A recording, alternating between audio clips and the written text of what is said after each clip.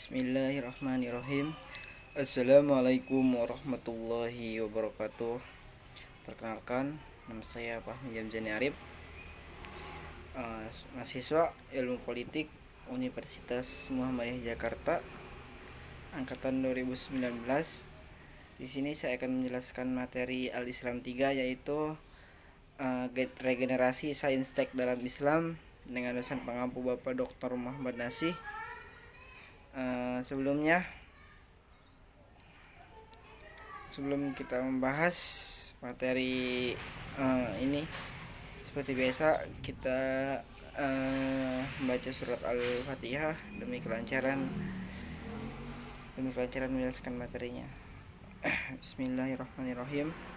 Assalamualaikum. Bismillahirrahmanirrahim. Alhamdulillahirabbil alamin. Ar-Rahmanirrahim. Maliki yaumiddin. Iyyaka na'budu wa iyyaka nasta'in. Ihdinas siratal mustaqim. Siratal ladzina an'amta 'alaihim ghairil maghdubi 'alaihim waladdallin. Amin. Bismillahirrahmanirrahim. Baik, peradaban. Kita harus mengetahui itu peradaban. Peradaban adalah suatu susunan masyarakat yang kompleks yang dicirikan oleh pembangunan perkotaan, sosial yang diterapkan oleh elit budaya, sistem komunikasi simbolik misalnya, sistem penulisan dan pemisahan dirasakan dan didominasi atas lingkungan alam. Regenerasi sains tek dalam Islam ini adalah peradaban yang dibangun atas dasar akidah Islam, bertujuan sesuai maksud-maksud syariah dan diwujudkan dengan mencontohkan peradaban Nabi Muhammad SAW. Para sahabat Nabi ini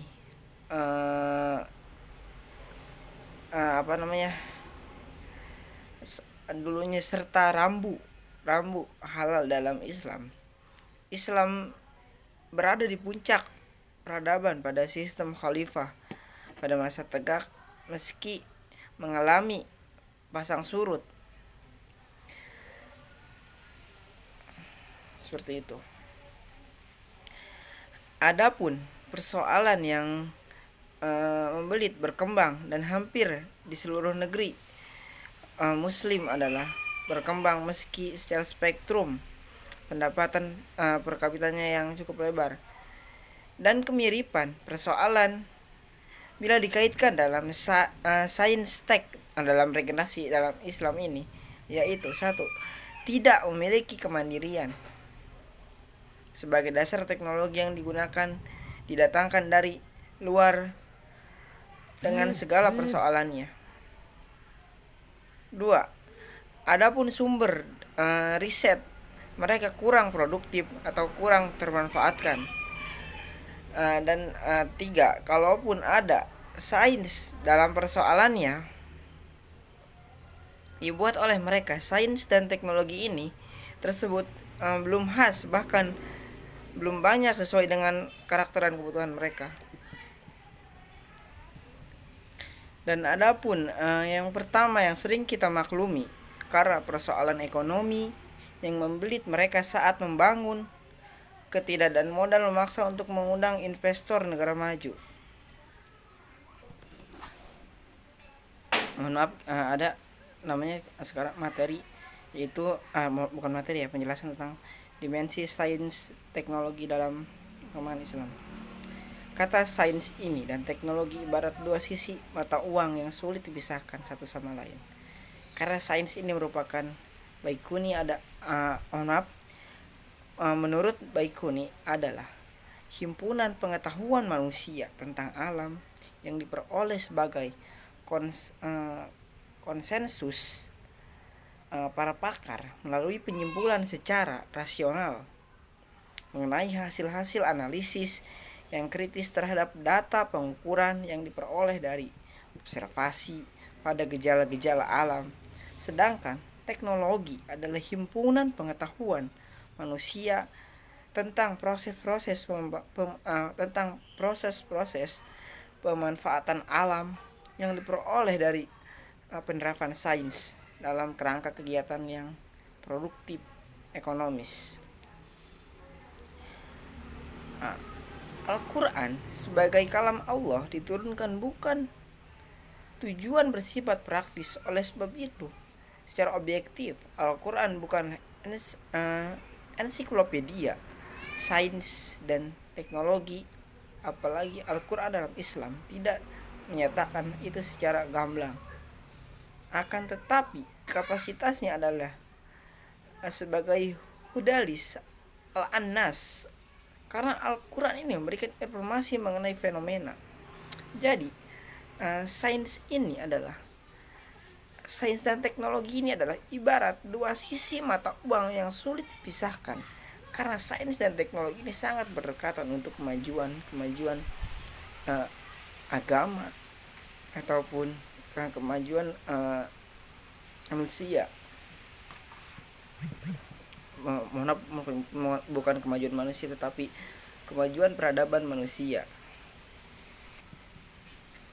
Dalam porsi yang cukup banyak, sekitar 755 ayat,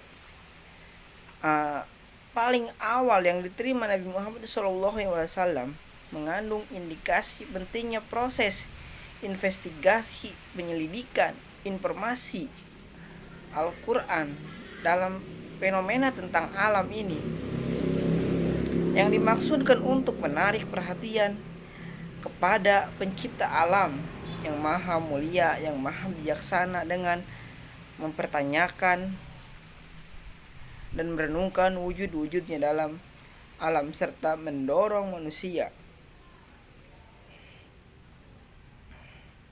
agar berjuang mendekat kepadanya.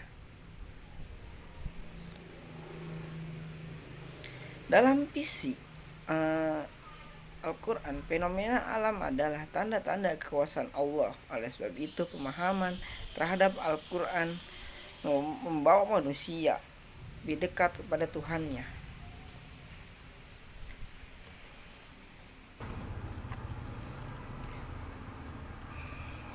Ada paradigma ilmu Islam dalam membangun regenerasi peradaban Islam itu berbeda dengan kalangan ilmuwan sekuler. Ilmuwan Muslim seharusnya berteknologi dengan satu kebutuhan, merupakan masyhad syariah atau tujuan syariah, tetapi dapat juga terinspirasi suatu ayat Al-Quran yang bermuatan pernyataan yang dapat berarti dikaji secara lanjut dan ilmiah, atau termotivasi oleh suatu ayat Al-Quran yang memberikan tantangan yang mau tak mau, berarti kita harus mengikuti perkembangan sains ini yang terkait ini. Dulu seorang ilmuwan Muslim akan tergelitik untuk meneliti sehingga seluruh kebutuhan yang termasuk hazatul udawiyah, kebutuhan asasi terhadap sandang pangan umat Muslim, dapat dipenuhi dengan baik. Selain itu, agar seluruh kewajiban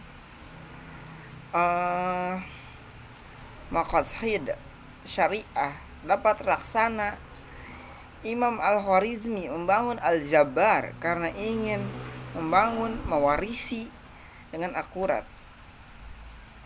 Kedua, ada ratusan ayat Al-Quran yang memberi inspirasi riset saintek pada ilmuwan Muslim. Bahkan ayat tentang surga masih memberikan inspirasi riset. Misalnya, di surga itu mereka diberi segelas minum yang campurannya adalah jahe, menurut Al-Insan. Seorang ilmuwan Muslim pantas tergelitik meneliti jahe. Ada apa dengan jahe sehingga sebagai disebut campuran minuman ahli surga? Ayat ini semestinya mendorong di perguruan tinggi di perguruan tinggi negeri muslim atau perguruan tinggi Islam yang lahir pada pusat-pusat penelitian tentang jahe.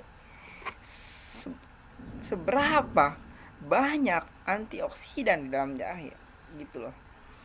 Bagaimana jahe berpengaruh positif melawan kanker, seberapa banyak mengandung dalam sebagainya. 2. Ayat ini mendorong muslim untuk menjadi yakni menyuruh atau makhruf dan mencegah yaitu munkar di dunia. Sedangkan diperlukan kekuatan apa saja secara epistemologi, ilmuwan muslim akan melakukan dengan cara yang dibatasi syariat. 1. Tidak menolak pernyataan yang harus imani secara akidah, yang tentu saja memerlukan qat'iyah. 2. Kita harus berjalan secara koridor perintah larangan. Seorang ilmuwan muslim juga tak dapat membiarkan suatu maksiat terjadi sekalipun demi kemajuan pengetahuan. Oleh karena itu, percobaan pada manusia dilarang karena kita berhasil berkonsekuensi melahirkan manusia tanpa nasab atau yang menimbulkan berbagai masalah syara.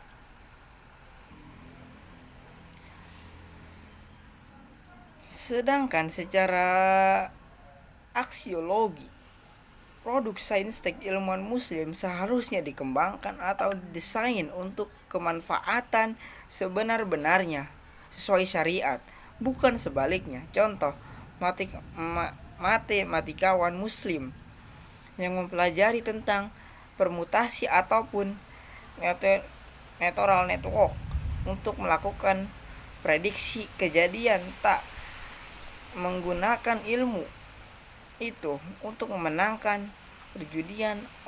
Alhasil banyak perbedaan antara saintek yang dikembangkan dalam sistem Islam secara sekuler. Masalahnya, bagaimana ilmuwan muslim mengambil sikap masalah ini? Pola islamisasi sains sebenarnya muncul pada abad ke-20 ketika dunia Islam sudah tidak lagi memiliki ilmuwan dan saintek yang handal di kelas dunia. Islamisasi sains berusaha menjadikan penemuan sains besar pada abad ke-20 yang mayoritas terjadi di barat dan dimanfaatkan untuk meningkatkan keimanan umat muslim. Misalnya, penemuan ultrasonografi yang disebut dapat melihat proses terbentuknya janin di dalam perut, ataupun penemuan kecepatan cahaya diklaim sebagai disebutkan dalam Al-Quran.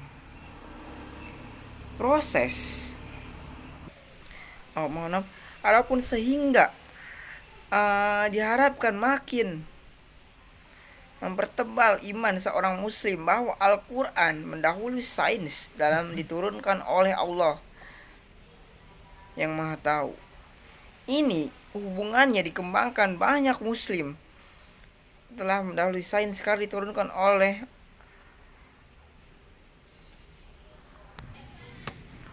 hubungan ini mendapat banyak kritik karena hubungan ini hanya sekedar menghubungkan hal-hal yang semula tidak berhasil mendorong kreativitas muslim dan meneliti mendapatkan fakta sains baru. Hubungan ini juga berdampak negatif ketika fakta sains yang dimaksud ternyata di masa depan harus dikoreksi secara signifikan ataupun karena model yang analisis yang baru di luarnya.